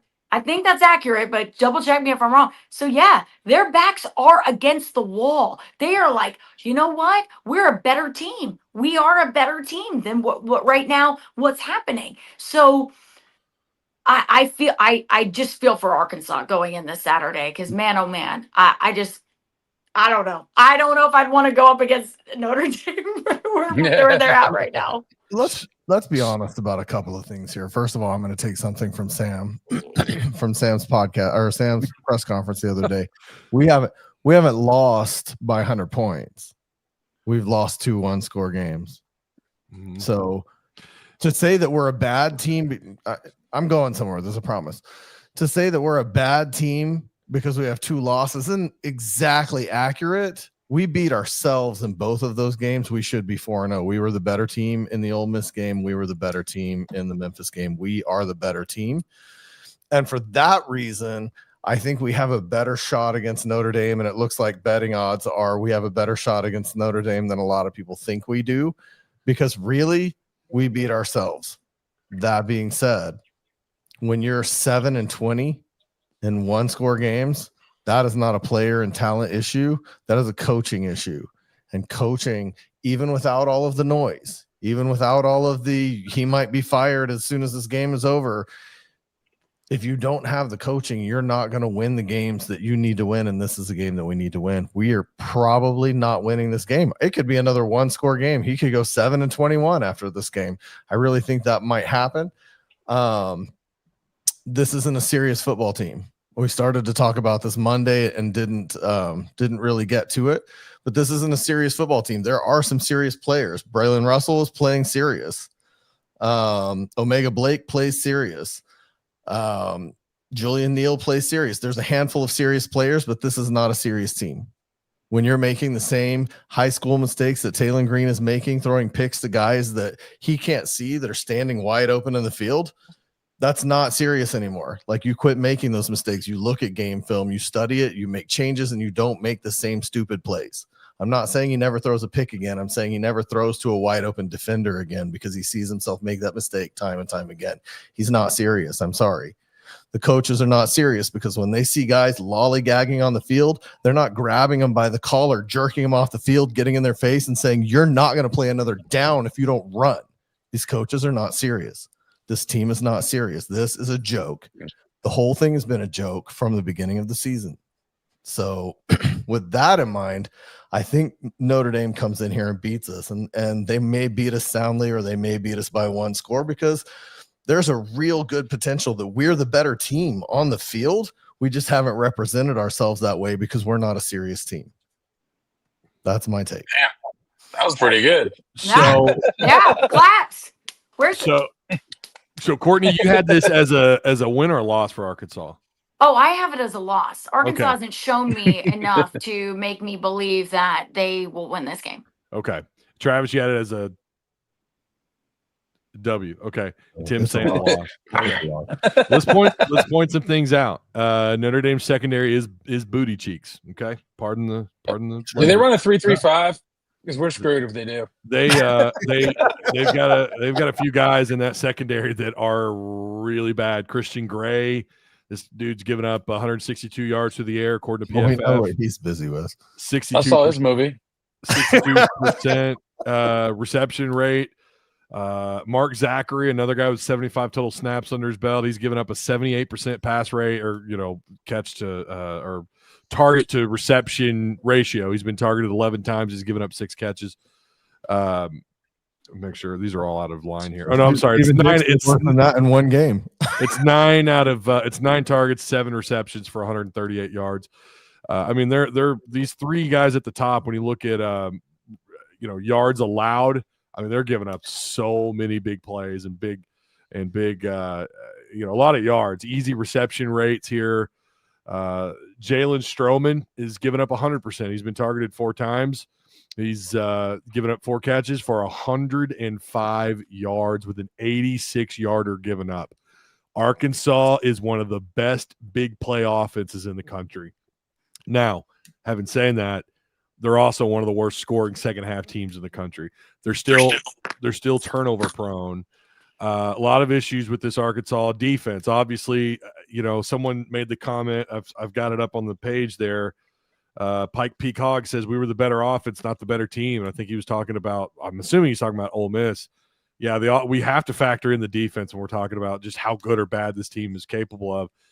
And again, someone said last week on the live show, you've got a 10-2 offense with a 2 or a 10-2 offense with a 2-10 defense. Yep, that's true. And the secondary play from the offense can't go. I mean, it's not been good. Again, that was something else we'd mentioned on Monday's show about the amount of points scored in the first half versus the second half. This could be a high-scoring game. Like every one of you have made really good points. This is the kind of game that, I could see Pittman winning it simply because of the circumstances at hand here. He does. He pulls one of these out, and this could be it. I don't know. But you look at the rest of this schedule, whether they get by these guys or not, I don't know. I don't know that I can find another win for these guys outside of maybe Mississippi State. And hell, they're playing better. Like I said, they would be at the beginning of the year. They're playing a lot better than I thought they would. I'm going to say that this is a loss for Arkansas, but it might be close. I have no idea on the, on how close or whatever, but I think it will be a loss for Arkansas. And after that, then it's like, now the lights come on. What happens next? That's exactly what I was going to ask you. What's next if that happens? Going into a bye week, what's next? Again, it is still a 50-50 game for me. It's still 50-50. But it's a 50-50 loss. And but again, Arkansas could come in there and surprise people with that offense. If they can play a full game and the defense just plays bend, don't break, don't make stupid ass mistakes, no mental errors, or limit the mental errors. Taylor Green, bring the interceptions down. Let's not have any turnovers. Washington, hang on to the damn ball. Who knows? Not get us 2 penalties per game. Special teams not do what a typical Scott Fountain special teams does, which is make mistakes and seem ill prepared. I want to see Cam Shanks do something. Speaking of special teams, they recruited this kid to return punts and kickoffs and stuff, and -2. He hasn't really done shit. He hasn't really done shit this year. Is he -2 on the year? No, last week. -2. Oh, I was like, hold on. What? Okay. Yeah, that may not just be him. That may be the schemes they're running. It's blocking. I mean, it's blocking. Yeah. It's coaching. It is coaching your special teams. Our coaching is not serious. Yeah. It's not serious. Like the best point I've ever heard. You need to clip that, Ty. Tim, I think you genuinely you hit the nail on the head, and that's why people are fed up, and that's why there needs to be a change no matter what happened. I really, honestly, guys, I'm gonna be honest with you. If it's me, I don't care if you beat Notre Dame. I don't care. Your days are numbered. Your days are numbered. I don't care. There needs to be a change. There needs to be. Yeah. I'm sorry. I love Sam Pittman. I do. He is a great dude. But man, you just gotta go retire in Hot Springs. Enjoy yourself. Enjoy yourself. Just do your thing, because there needs to be a change. This team so badly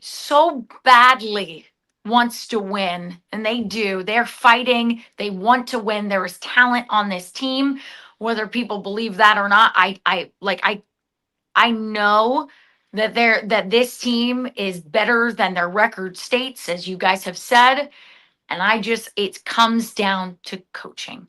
Yeah, it comes down to coaching. And that is the sad thing. What a good coach will win you a 1-score game. Yes. Quite frankly. More than 7 out of 20. Or 7 out of 20. Yeah. That's the key. So I think Nick Saban is harder on his third string than Pittman is on his first. You ever seen Nick Saban at the end of a game when they're up 60? Oh, yeah. Yeah. On that ass. Do you remember Bobby Petrino when he was a head coach? I mean, that's what I'm saying. Chewing Tyler Wilson out despite having a lead in the game, a pretty good lead. The game looks like it's in hand, and he's chewing Tyler Wilson out to the sidelines. I mean, listen, I'm tired of the snowflake horse shit. I'm tired of it. Like, coaches need to coach, man. Let them coach. And if they're going to get angry, get in a player's ass, then let them do it. I mean, this is football, man. This is not flag football. This isn't peewee. Coach these guys like the men that they are. And I think you're seeing that on defense. I know they chew them. Courtney, you and I were at practice. I mean, not that long. Well, I say not that long ago. It's been a minute for me, but you were around. Deke Adams, I'll tell you this. Deke Adams is woo. Yeah. I mean, he does not play. But I'll say this too. I kind of explained to people the Sam Pittman. He's a great dude, but it's watch the Netflix documentary. This is a great example. The Netflix documentary where you watch the episode of last season and they follow Vanderbilt and Arkansas in the same episode. Yeah, I watched it. And watch Clark Lee get into his players. Tell him, you're playing for Vanderbilt. And I'm going, this is Vandy. This is Vandy. and he's instilling. I mean, I thought I was going, oh my gosh, I feel like I'm watching Nick Saban, or I'm watching, a Houston nut out there, exciting these guys. I mean, Diego Pavia to get up there, right, and say, we're winning a national championship. I But love it. that's the idea of Clark Lee, because everybody laughed at him. Everybody laughed when he went to SEC media days and said Vanderbilt's going to win a championship. We are going to be a championship team, and everybody laughed at him. Everybody laughed. Mhm. But now who's laughing? Right? And that's my thing, is like, you need that attitude. So You it's honestly why I got ticked off at Hunter Yurachek a little bit for saying we're not set up to win a national championship in football. I don't care. I don't care. I don't care that that's the truth. I don't want to hear it, because I want you to believe in the program and believe in what these players could do. And so my point is, by watching that Netflix documentary, you went from Clark Lee going, "You're playing for Vanderbilt. You're playing for this. You're wearing that. Come on, you're a Commodore." And I'm going, yeah, I am. To Yeah. Sam Pittman going in his office and going, "Man, well, if I get fired, it affects a lot of people here. If I get fired, it affects everybody in this office. I get to walk away with my buyout money, and this affects a lot of people." Did you hear the way she said buyout money? Do that again. Do that again. The buyout money. Buyout money.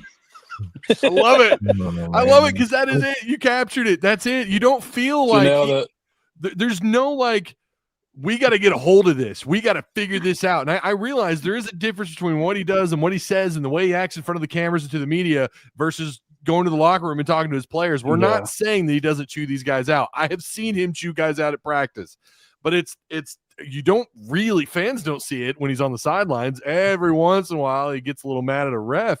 There's just not a lot of passion there. And I think his players and his team kind of reflect that a little bit. I'm telling you guys, go watch this, because if you watch the episode of Any Given Saturday that I'm talking about, you know exactly what I'm talking about. It goes from high energy Vanderbilt to Sam Pittman being like, "Well, I don't want to get fired, and I'm like, "Oh my gosh, I am still British," the other mic, but that's my Southern. That's my Southern coming out. It was good. But No, it was good. Listen, and I'm not quoting him absolutely there, but that was what it was That's like. pretty good. That was It was good. Yeah. that was pretty. I mean, go watch the episode. You will know the exact scene I'm talking about. You will know the exact he's got that scene. Ed Orgeron LSU mentality right now. When Ed Orgeron got fired from LSU, they said, "Okay, how much?" He said, "Which door you want me to go out?" What about ask? If you watch the Touchdown Club interview of Ed Orgeron, I saw that. It was the funniest shit I've ever seen, dude. Yeah. Which door you want me to go out? They're absolutely, this staff, I wonder if they just sit back and wonder why they know that the losses matter, but sometimes the optics do matter, and they look like they're going through the motions. They just don't. And I'm not saying that they're not, man. I mean, I get it. Carmona gets, you can tell he tries to get a little fired up, and I don't know, man, especially on defense. Sometimes your team is just, the product on the field is a reflection of the coach, and the defensive staff, or the entire defense is just, to me, that is the optics. They are a reflection of Travis Williams, who can get animated and can get excited. But that's the thing. Attitude reflects leadership. Yeah. Matt says messaging is horrible. The entire program is flat.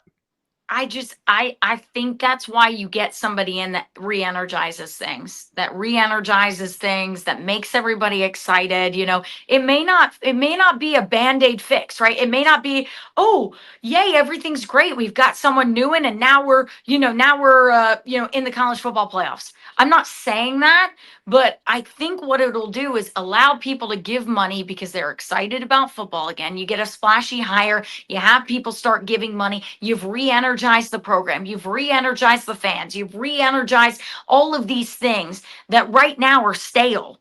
They're stale. It just, I hate to bring up, who was it that asked Sam Pittman in the press conference about year 6 isn't as flashy, like that question. Daniel Shee. Thank you. Daniel? Thank you. Daniel asked that one. And I'm gonna stick up for Daniel. Oh, because that's right. It was. Yeah. I'm gonna stick up for Daniel a little bit, because I was kind of like, yeah, it does. It's not as flashy, and it's not feeling flashy right now, is it? Right? You No. know? I mean, Yeah. this team is 2-2, which some people predicted. Some people said they're going to lose to Ole Miss. They're going to lose to Memphis. It's like, Yeah. man, like, come on. You talk about bringing some energy, and we've mentioned him before, and Tim was there for like a week, and I'm not saying that he is that, but I mean, there's a certain former NFL coach that has certainly got connections. He's certainly energetic and loves the game of football. And you know where I'm going. Oh, see, they're already. I mean, look at that. I mean, I wasn't going. He knows where you're going He knows too. what's up. He knows what's up. He's washed, bro. I just don't think you need to hire him, y'all. I really don't, because I don't think he's caught up in what's going on with NIL right now. And that's really important that you have someone plugged into that. And I don't think he is. Based on what he said on his podcast, I don't think he really is. And two, I don't think you need to hire someone with some controversy surrounding why he is no longer coaching in the first place. I don't Yeah, think we got you enough of need that on staff now. Thank you. Thank you. But let's not act like, though, like recruiting. And the only reason why I was trying to present pros and cons, right, to hiring Chucky. One of them being that there's no doubt in my mind he would energize NIL, or to donors. There's no doubt in my mind that he would. He gets excited behind the mic. He gets excited when talking about the game of football. I love just watching him kind of pick quarterbacks' brains, when he does that. He knows the game, man, and knows it well. And is supposedly, he's this great offensive mind, although we could talk about his one Super Bowl, which may not even really – at the end of the day, he was the head coach when they won at Tampa, so it is what it is. But then the other side of it is that pipeline probably to Tampa. It's the recruiting part of it. That's why I could understand why people like him as a possibility. I'm looking at long term. I don't think long term that's the answer. I'd rather see Dan Mullen. Dan Mullen, that's a very interesting name. A guy with a really good background in Courtney's like, yeah. Y'all know how I feel about Dan Mullen. Dan Mullen, all he needs is somebody who is a top of the line recruiter on his staff, because that man can coach. So I'm just saying, but I will also say so Courtney doesn't want Urban Meyer. No, I'd stay away from Urban Meyer with a 10-foot pole. Put him a 10-foot pole and say, stay away from me, Urban. Do not touch this program. Listen, he could go get no. the convicts. He could absolutely fill your team up full of convicts. And and also not have a problem with doing things very horribly under the table of things. Oh, Goodness gracious, that man bar. should not be in charge of anything. I wouldn't put that man in charge of a little league football team. Lord. She wouldn't let Urban Meyer manage her fantasy football team, bro. Oh God, no! He would mess it up. Oh my gosh, no! Number one in the league right now. Oh, sorry. How many felonies that guy got? We've got someone in our fantasy Megan in our fantasy football league who I think she drafted on how hot the players were. I think that's how she like right the name of the team is something like Hot Guys. I don't know, it's something like that. And so I'm thinking, why like, the hell am I not in the fantasy football league? That's what I want to know. What happened? You should have got there, man. You should have I got don't even know what's happening But until it was done. How Mullen would put his team together would be like, how many times has he been pulled over for like possession and that's Kirby. Yeah. Oh, yeah. Well, the SEC is full of it. I mean, you got Hugh Freeze and Lane Kiffin too. So, I mean, come on. Lane Kiffin's just a professional troll. I mean, that's what he does. Kiffin's hilarious. I hate him because he's not our coach. That dude is funny as shit. He is pretty funny. Hey, I will say I would sit down with Kiffin and chat, because I think he's, like I like Kiffin at an arm's length, Did you see him at the game when there was a penalty? He's like this, they shoot the basketball. Yeah. The refs were getting the basketball. But players, here's the thing, y'all. Players love that stuff. Like, players like really, really buy. That's what you kind of have to be. You have to be a hard coach, but you also have to balance it, right? You have to have that fun energy and everything. So I think Kiffin does it perfectly, where he has this balance of, okay, I'm going to be funny. I'm going to be this funny guy. I'm going to have fun with my players. I'm going to dance to Taylor Swift and TikToks. But when I need to put on that cap I am going to be really hard on these guys and make sure Yeah. that Yeah. they're doing what they need to be doing. I'm gonna be honest. I think he does a really good job of that. Have you seen the video of Kiffin? He doesn't know he's being he's like they're on live stream. I think it's his daughter, and she shows him a picture of a baby, and he's like, "What is that?" She's like, I'm live, man. I'm sorry, I died laughing. I mean, you know, it was so funny. Did you see on Twitter where she's dating Whit Weeks and he commented on it and said, "Take the over." That's funny.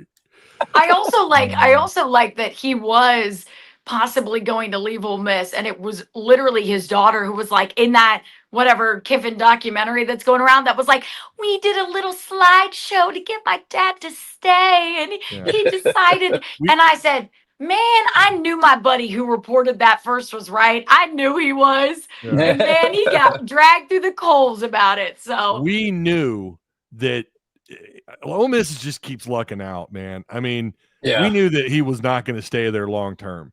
And it takes his daughter and his family wanting him to stay there for him to stay in Oxford. That just to not go to friggin' Auburn. That just drives me crazy. And it was a slideshow. She put together a little slideshow. I'm gonna do that anytime I want something. Like next time I want a video game, I'm gonna make a little slideshow for my fiance and go, look, I really want this video game. Please buy it for me. Thank you. Apparently it works. When's our EACFB matchup? Say what? I'm asking Courtney. What? What'd you say? When's our EACFB matchup? Oh, we need it. I haven't been playing any EACFB because I have been living with my in-laws right now since I need to find a house here in Little Rock. If anyone is selling a house in the Little Rock area, please let me know. Can't let them see that side of you yet? What? The gamer side of you yet? Oh, the gamer side of me is terrifying. I Courtney, curse a lot. I do horrible things. Bring it. Oh, bring sick. it. You hush. You don't even play EA college football. I'm not good at college football. Wait, Travis, what do you play? What do you play? Fortnite, shooters, right? Fortnite, Grand Theft Auto, Call of Duty, pretty much everything. All right, we need to get into this Fortnite. is me and my wife set up. Ooh, Fortnite. We got a Fortniter. Let's go. Yeah, let's go. So I don't know if I could say this, but me and Isaac Tesla have been trying to play Fortnite for a long time and stream it, and I haven't done it yet because he is also on the no builds train like me. And he was like, I need to play with you and my fiance as well. I trained him in Fortnite. Now he's better than me, so it's fine. But honestly, I want to play with people because it'd be fun to play with the Hog fans. We're supposed to play Baldur's Gate 3, and we still haven't done it, Courtney. Yes, we need to play Baldur's Gate. Yes. Playing Fortnite in a room with Isaac Tesla, if he was in the same room, would be the greatest thing ever. You lose, you throw your controller, he catches it. No problem. Well, I asked him if he wanted to play college football. I said, do you want to play college football 26? And he said, no, because I don't play that game. I'm very bad at it. And I went, I'm in it, but I don't play it. I said, what? I said, what do you mean you I don't play play the it? game too. I don't play it. I'm not good at it. My wife kicks the shit out of me in that game. I'm not any good at those. That's crazy. The last shooter game I was actually any decent at was SOCOM 2 online, and that's old school. That's 2004, 2005. That was about the only shooter I was decent at. Brady Lewis with the $5 super chat. Seeing both the Sixers and Timberwolves bringing back their 2000s black uniforms makes me hope our next AD pushes for a football blackout uniform. Blackout. Yeah.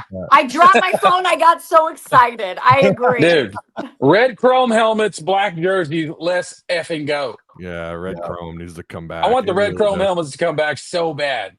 Oh, yeah, for sure. A blackout uniform would be so hardcore. Literally so hardcore. Black and white. Yeah. Black and white with the red chrome or any red helmet, or maybe you have a black helmet. I don't know. And not matted, just black or red. Hey, what helmet does every recruit take pictures in? The red chrome one. The red chrome one. Red chrome. Are you saving up for a national championship or something? Because we ain't never going to get to wear it. Yeah, I know. Yurachek, we won't. I've got a Cover red your chrome. ears, Ralph. Cover your ears. I have a red chrome helmet, and it's my favorite thing. Arizona Tim met up with me how long ago was that? 3-4 years ago. He met up with me in a Walmart parking lot. He's like, bro, I got to give you this helmet. Shout out to Arizona Tim, man. I've got it right up here. I can't show it, because I don't want the U of A all over me, but I say show it. Show the helmet. Show it's the where I can't. helmet. Unfortunately, it's where I can't get Right to in the it. third lane. We'll let you get out of your chair for a second. Get in the third Well, lane. no, it's all the way. I can't get to it. Like really, I'd have to knock stuff over. I'll show it. Next time, I'll show it. Show it next time because we want to see it. We love the red chrome helmets. So we have 3 L's for Arkansas against Notre Dame and 1 W. I hope I'm right, but I probably won't be. This is they only have one other bye. Well, I mean, this is kind of a new thing. They have another bye week, and so if they do get by Notre Dame, if they somehow play a full game and they win and get by Notre Dame, then they'll have another opportunity to do whatever they're going to do. But Courtney, I know you're on board with, and we could probably end it on this. I know you're on board with they need to make a change with the athletic director first and then hire a head coach. Mm-hmm. That's got to be the steps, right? Yeah, because I just think it's a lot to have 2 searches going on at once. And I'm on the train of, we have heard, and I know Mike Irwin put this out here, and there's a lot of us in the media who've heard this, that, hey, the priority is getting an AD to come in here and make that head football coach hire, right? That we need to get someone in here who's going to make that next hire, right? And so that's I kind of feel like that's your first priority, right? Get someone in here, get them established. And once you have someone in, then you can start thinking about, okay, who are we going to go for when it comes to replacing Sam Pittman? So I think it's inevitable that both those things will happen. I mean, and things change all the time. So, I mean, goodness gracious, that could not be the case. But I don't think you should have 2 searches going on at once. That seems like chaos. I just don't. I don't trust the board to make both hires simultaneously. I just don't. I don't. So, do you think? I keep saying we're going to end it, but not 2 good ones. Do you think? Do you have faith in the board to make the right move? Because listen, I mean, when Hunter was brought in, it was after the Jeff Long fiasco and all the Brett Bielema stuff. It felt like, man, I mean, we throw him under the bus so often, and let's be real, I've been very critical of how he's handled NIL. I thought he was late on the GM, and he's been so resistant to the whole money side of this. And yet he did bring in Eric Musselman. He did, which revitalized my excitement for Arkansas basketball for the first time in decades. The 2000s should not have gone down the way it did for Arkansas basketball. It is such a better program than what happened after Stan Heath and Pelfrey and Anderson. And then he brought in Sam Pittman, who was the right hire at the time. The north end zone is not his fault, whether you think that that's a bad thing or not. That was a Jeff Long ordeal, and some people believe that's ultimately also what got Long fired. The north end zone is sweet. I think it's awesome, and apparently they're profiting off of it. I heard Mike Irwin say that, and I couldn't believe it. Mike Irwin said that on the Ask Mike. He said that they're profiting. He thinks that they're profiting off of it because of the way the deal was set up, and I don't know. You'll have to go back and watch it, but to be fair, Ty, and you've said this on the show, if you look across Yurachek's hires, all sports are doing well. Every sport's doing well except football. Yeah. It's not that he's been an utter disaster in hiring coaches and staffing, and it's just that football is the moneymaker. Mm-hmm. I mean, that has not been the case that he's just incompetent. It's just that he's incompetent when it comes to football. Well, and I don't think he's been incompetent in other sports. You could even look at like Jordan Weaver was one of his hires, and that was a home run hire for the gymnastics program at Arkansas. Look what they've been able to do. And that was a risky hire for him. If you look in the gymnastics world, there were some people who criticized him for that hire because they were going, she's really young, is she going to be good for them? Like, yes, she has an amazing gymnastics pedigree, an Olympian, but is this going to pay off? And it did. That was a great hire for him. So I agree with you there. You look at reseeding Bud Walton Arena. I'm going to talk about something that did make a lot of money for them. Hunter Yurachek was tasked with finding a way to make $20.5 million come out of thin air. And guess what? Reseeding Bud Walton Arena, that got $10.8 million for them. $10.8 million. That was, about half of what he needed to make. And so while everybody hated him for that, he found the money to make that money up and get that. So, I understand where, yes, in other sports they've been doing well. I mean, Yurachek is high up on the directors cup, when it comes to all sports, and that's how athletic directors get judged. It's across all sports. But yeah, football's struggling. Yeah. And it needs, I think if people don't like him, and I think if people do not feel like they're confident in that leadership, you're going to see it reflected by people's pocketbooks, and you're going to see it reflected. And I think we've already seen some of that a little bit with just certain people going, you know what? I'm not going to give if the athletic director doesn't believe that this program can win this football team can win a national championship. I'm not going to do that. Whether or not whether or not they understand that it's because of money financially that they're in that boat, but it's just, you don't say that if you want to instill confidence and get people excited about where you're headed. So I think you're exactly right, Tim, that he's not overall been bad. But I just you've got to have a change. You've got to have a change right now. And so again, it goes back to, because I agree. No, I'm definitely not trying to make a case that they should keep him. I do think he has caught so much hell, and it's like, okay, deserved, right? Football and the fumbling of the NIL and everything. There was definitely there was some great, but what matters at the end of the day is absolutely football and his handling of it all. But he didn't open up the portal. He didn't bring on the NIL, right? I mean, he didn't do all that. He didn't adjust the $20.5 million that they have to do now. That wasn't him. But that is the job that he was tasked with, and his grading would be terrible across the board when it comes to that stuff. So, but the reseeding, generating 10.5, that was great. But now, like Edge has had 3 different directors. Arkansas Edge has had 3 different directors, and how long has it been around? But technically, that's not his fault. Technically, I hate to scream this. Technically, that's not his fault. I'm going to say that because technically Arkansas's athletic department doesn't run Edge. That's true. That's fair. They don't, guys. They don't. Hunter Yurachek isn't going and making those hires. They're not. I would look into deeper why that's happening with Edge, because there's some people on the athletic department side that are fed up with how Edge is being run as well. But they've got to deal with that side of things and see how far they can go there with it's so touch and go right now when it comes to rev share and what's allowed and what's not allowed and all of these things. And to be fair, Hunter is right. They are not going in the third lane. They are trying to navigate it without getting in trouble. Some would argue you need to go in the third lane, Hunter. You need to do that, right? If you need to take over Arkansas Edge, you need to do that and not worry about the consequences, okay? You need to do it, okay? Yeah. Do it. Needed to do it 2 years ago.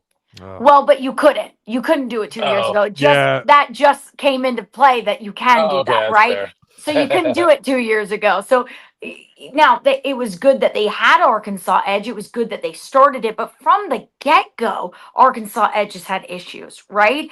From the get-go, who they're like Blueprint Sports or whatever, who runs it? Like I think it's Blueprint, like whatever the parent company.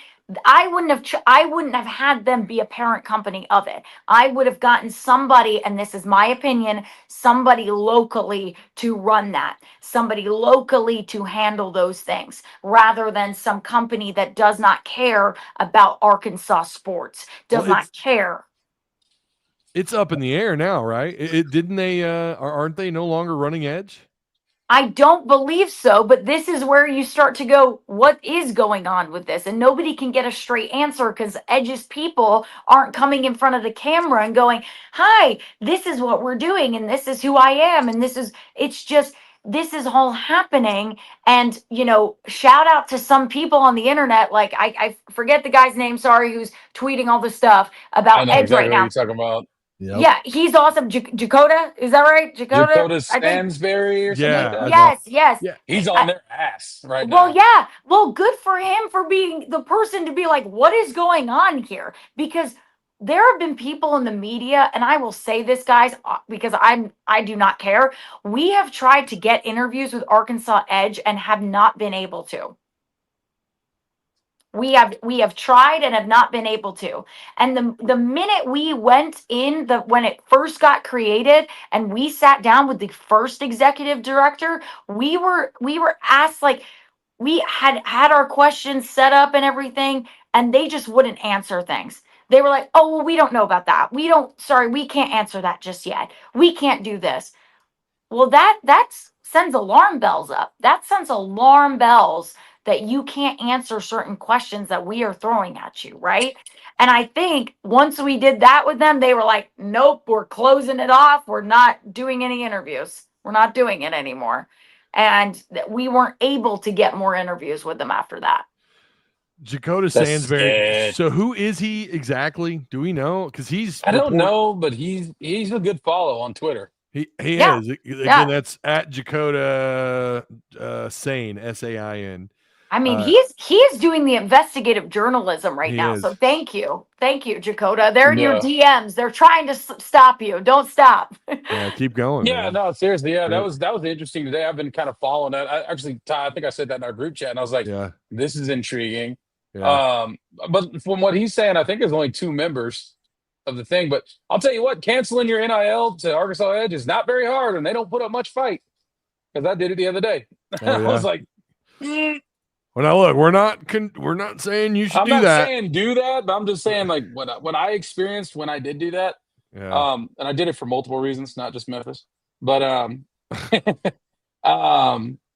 it was no pushback at all. Oh, yeah, we'll take care of that for you. Boom. Yeah. That was it. No questions. Anything. I Bing, just sent you bang, guys the boom. email. It's great. Yeah. All right, man. Thanks. See ya. I was like, Wow. okay. Yeah, they should put up more of a fight. And the marketing too for NIL has been But Bad. it's because they've had so many different people come through, different Yeah. executive directors, different this, different that, and they just can't seem to get a fully committed staff, right? And so that's where I kind of go, okay, what's going on there, and The why pay. why is there no accountability? Like I don't know. yeah.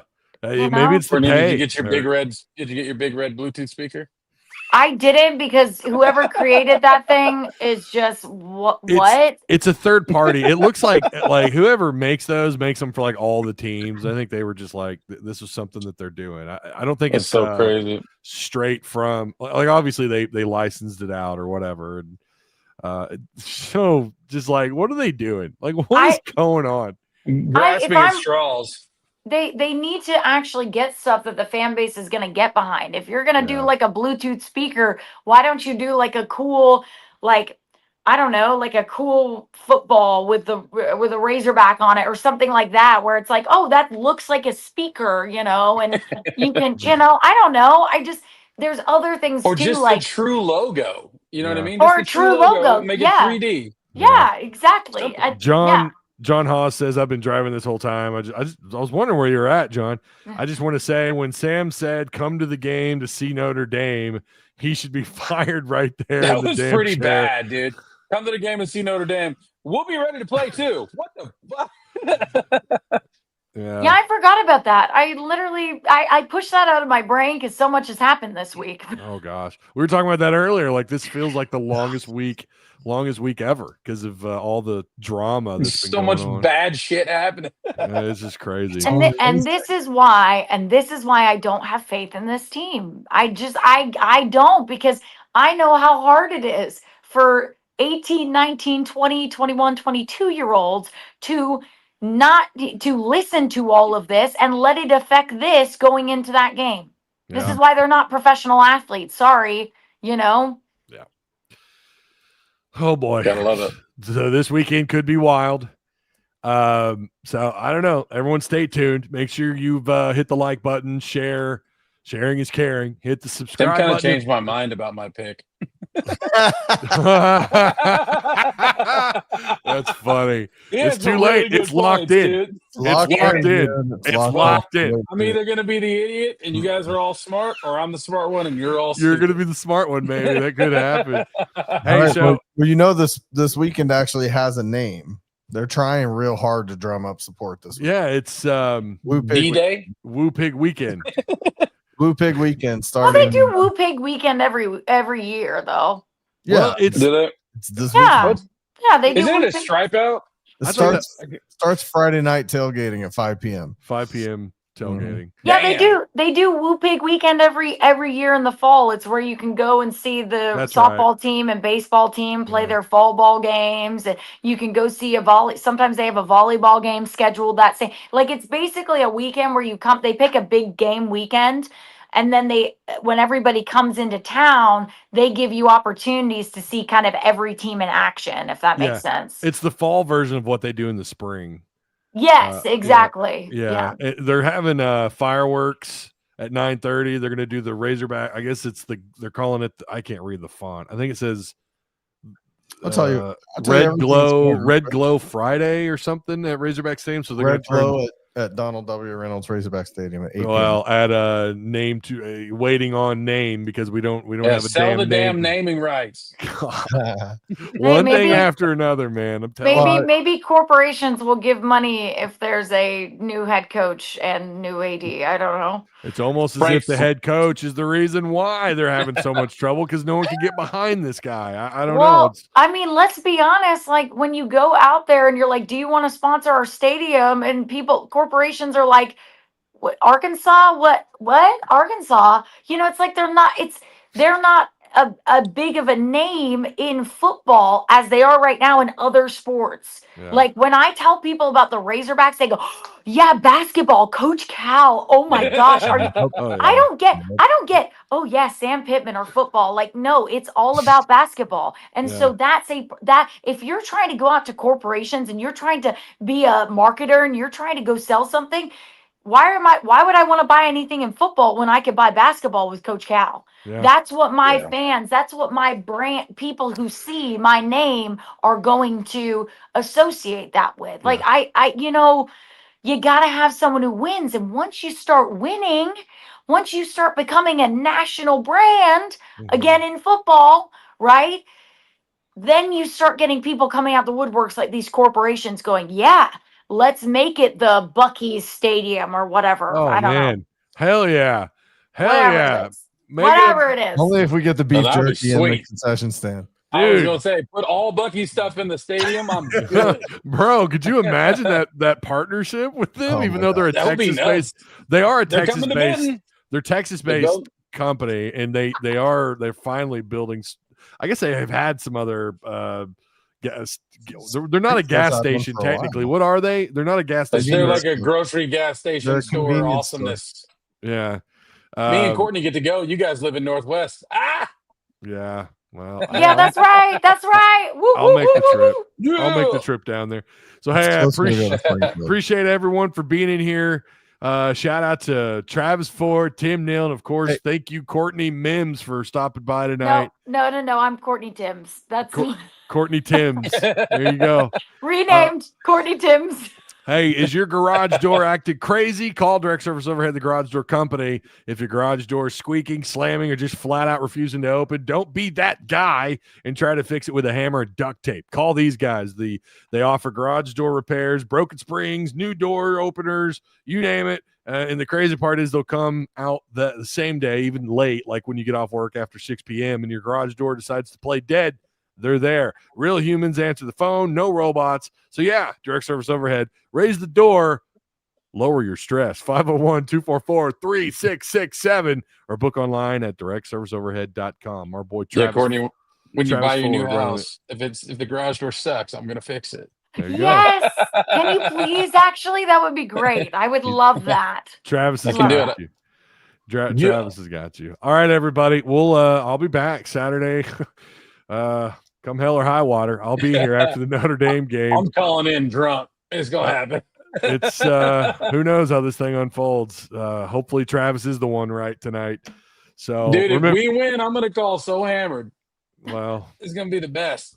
there's gonna be a lot of Austin, people. like, There's gonna be a lot of people bummed too, though. I mean, it's a weird situation to be in right now. It's a double-edged sword. I'll take the is. win. We'll figure it out later.